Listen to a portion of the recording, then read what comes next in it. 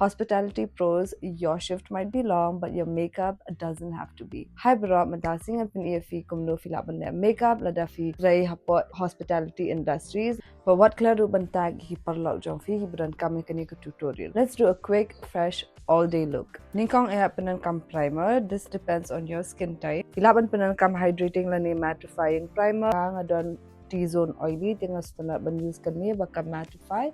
Ka control ya ka oil kanum tanati ya ka durkman bat ka ya rabru ban pinne ya ka makeup jongpi. Next, a lightweight foundation lani tinted moisturizer.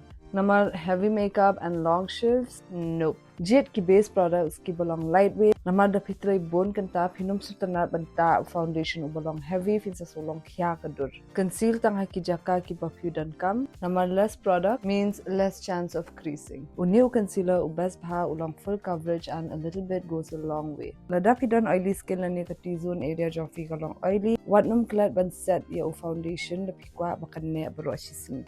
Yaki brows, keep them natural. Filaban punan kam kumniu brow gel ban set yaki in place. Punan kam do brown eyeshadow but uniu angle brush ban fill in yaki gaps. Kanya ka step kalong optional ngangastana ban pun khod yaki edges do concealer. For eyeshadow, punan kam yaki soft brown matte lani taupe color. Kini ki rong kilong effortless but kilong work appropriate. Pilaru banta khandian bhau shimashir hapo eyelid tangman shi ilong fresh and awake. Nadafi sutana banta liner lani kajal, fila banta shwa banta mascara. Lani fila banta tang mascara and waterproof mascara is your bestie for those busy shifts. But clear banta mascara ru hapo lower lash. Ta blush for that instant fresh look. So ta lipstick ru belong long lasting but belong comfortable so you're covered from check in to check out. And penan kam du uni ujo brow gel bangan set iki fly away jonga ba un kam ilong neat.